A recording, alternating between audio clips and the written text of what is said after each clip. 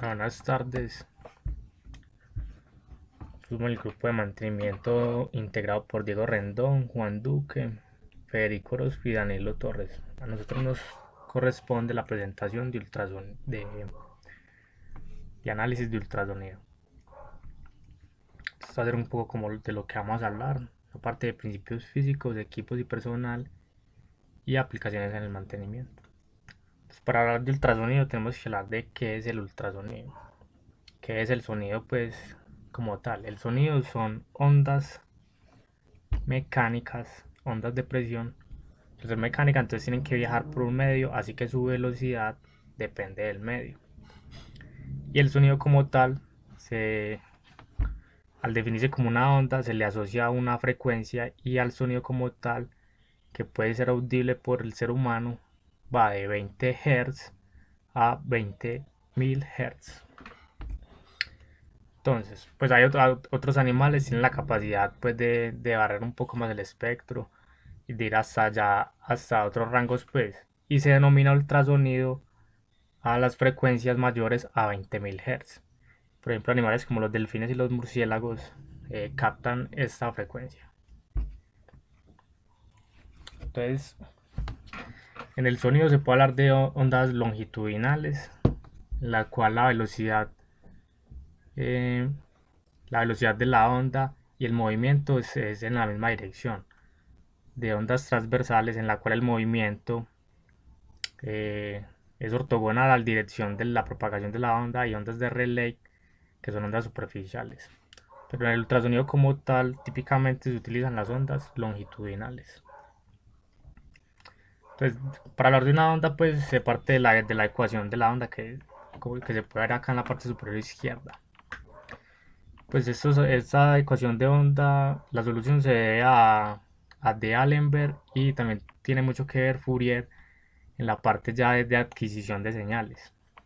Entonces, de la ecuación de onda se tiene la velocidad de la onda, que según el medio depende de las propiedades del medio, como el módulo de rigidez y su densidad.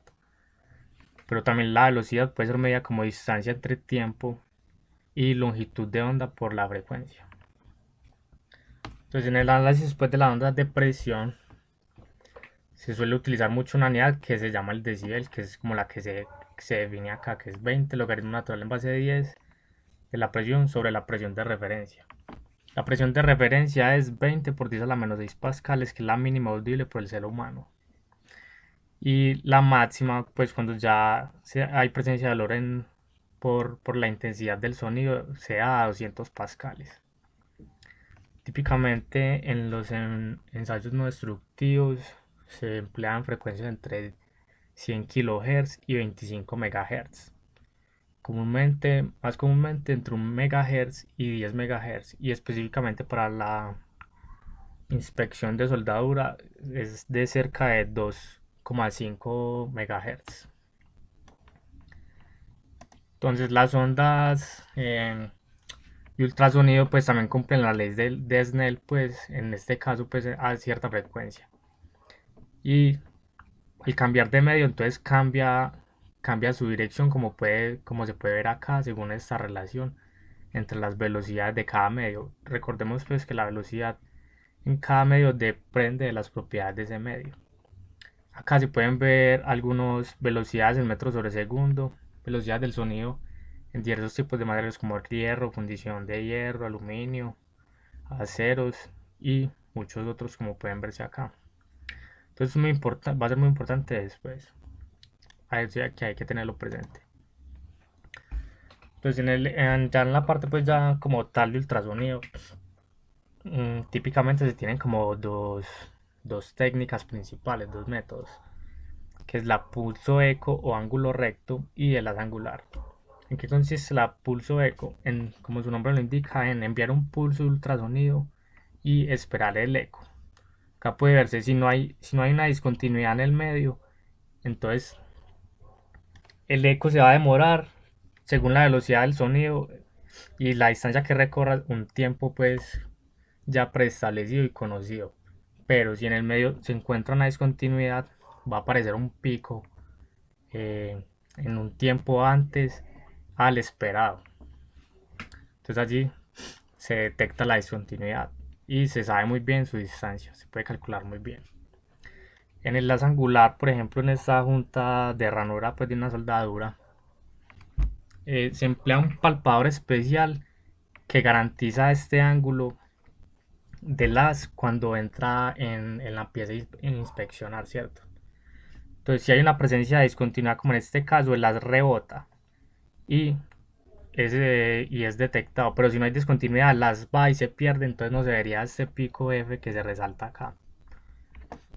Es como lo principal del análisis de ultrasonido.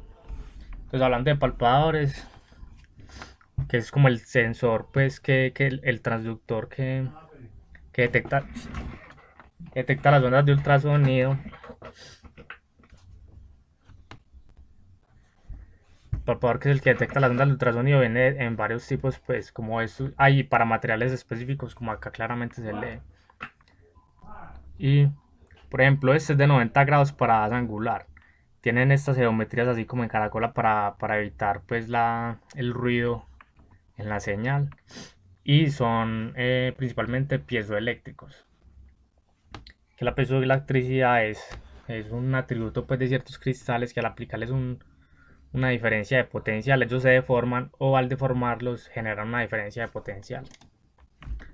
Entonces, para el análisis del ultrasonido se utiliza un agente acoplante, como se ve pues típicamente uno lo ve pues en aplicaciones médicas que le echan un gel, pues esto es para garantizar que no se pierda, que el sonido no pierda intensidad, ya que el aire es muy mal conductor. Entonces se garantiza por medio del acoplante que el haz penetre bien en la pieza, pues no pierda mucha intensidad. Y se tiene también que el proceso de calibración se hace con estos bloques, según norma, pues por ejemplo este es del Instituto Internacional de Soldadura, en el cual se puede calibrar el ángulo del palpador, la distancia en pantalla y la detectabilidad según los decibeles. Y por ejemplo, este bloque de calibración de acá es para calibración, para la medición de espesores. Entonces, en cuanto al personal, se tiene que, pues, diversas asociaciones, pues, del mundo de los sensores no destructivos tienen ciertas recomendaciones. Por ejemplo, la SNTTC1A recomienda que para el nivel 1 se tengan 40 horas de training, 210 horas de ensayo en el método y 400 horas adicionales en ensayos no destructivos. Y para el nivel 2 en examen de ultrasonidos tienen las mismas 40 horas de training, ahora 630 horas en el método y 1200 horas en ensayos no destructivos. Así que pues que este es un, un examen que requiere de una vasta experiencia y esa es una de sus debilidades, que es muy dependiente de la experiencia del examinador. Entonces, ¿para qué aplicaciones se utilizan? Puede ser utilizado para la inspección de soldaduras, grietas de fatiga, corrosión, pues porque al medir espesores, entonces puede captar la disminución en el espesor. También puede ser utilizado para medir espesores directamente como control de calidad, evaluación de productos base como productos derivados de forjas. Entonces puede coger pliegues de forja y muchas otras cosas, pues de que es como de productos básicos, pues como grandes placas, pues que vienen de altos hornos y fundiciones, pues grandes. Y en materiales compuestos, pues utilizado para ya delaminaciones y,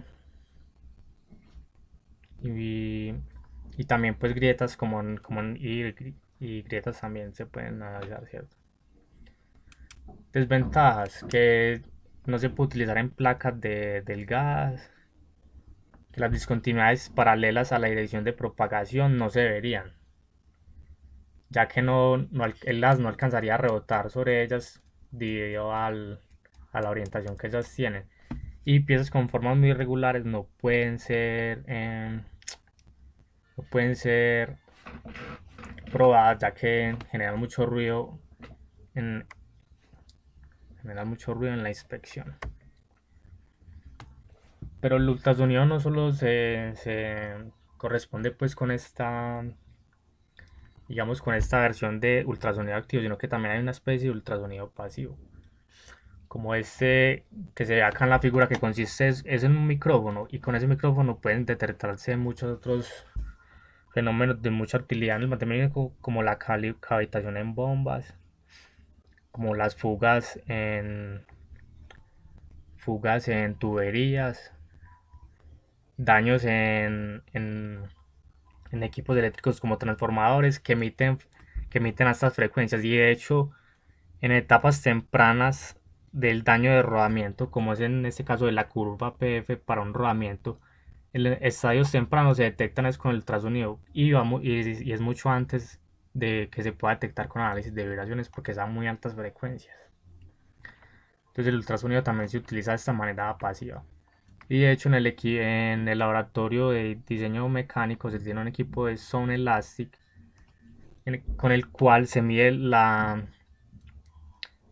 módulo de Young de cierto material, conociendo su densidad y calculando la velocidad del sonido en este cuerpo, una probeta preestablecida. Así que el ultrasonido no solo es la técnica activa que vimos anteriormente, sino que es un mundo más amplio.